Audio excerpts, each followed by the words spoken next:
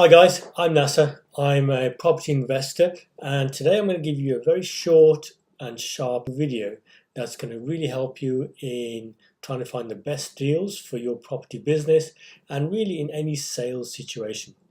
And the subject of today's video is something called follow-up. I was really introduced to the concept of follow-up properly by a chap who I am not fortunate enough to be able to call my mentor, but I've learned a lot from him. He's an American guy whose name is Grant Cardone. I encourage you to check out his YouTube videos, and some people can purchase his content. And at the moment, I think he's got a few $100 million in real estate value as well. He's really big on sales. And in one of his videos, he spoke about follow-up, and he said on average, whenever he's selling anything, it's on the fifth call with any customer that he will actually close the sale. So what I mean by closing the sale is when the customer commits to buying the product or completing the transaction and actually puts down a deposit or makes a firm commitment. So that's 5 follow-ups.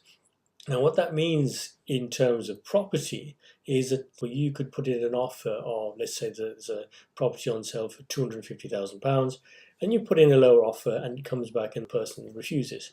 So then many people will then maybe put in a second offer and they say, yeah, you know what, I can't get this, can't get it at the right price, and they'll just leave it alone. And again, so if you think about the 5th follow-up, is when you're going to find your best deal, is encouraging us to say, well, these are the masters of sales. What exactly do they do? So what I do is I work with various project management tools. Some people use Asana, some people use Trello. And so in my tools, I will put in follow-ups. So I'll make an initial few offers, and if it's not happening, I'll just leave it there. I'll have my PA monitor that property. And in a month's time, we'll go back and say, well, how is that going? Or for example, if a property has SSTC, sold subject to contract, we'll still keep an eye on it because 1 out of every 3 sales falls out of bed for whatever reason. So we'll follow it up. And often this rule of the 5th follow-up is very powerful, where you come back in a month, 2 months, 3 months, or put in a few offers and keep on gently going back.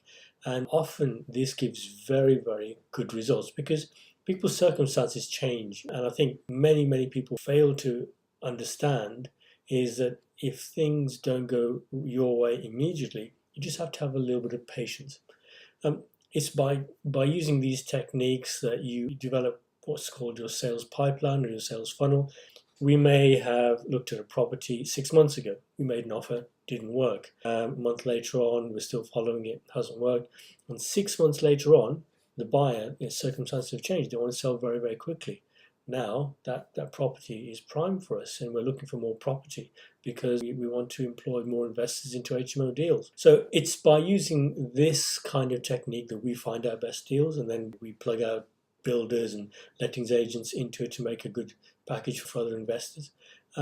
So yeah, I think just to summarize, follow-up is one of the most powerful techniques. I encourage you to look into it and plan your follow-ups, and don't give up if someone says no to your offer.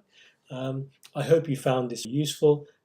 Again, my name's Nasser. If you have any other questions or comments, please feel free to get in touch. Thank you very much.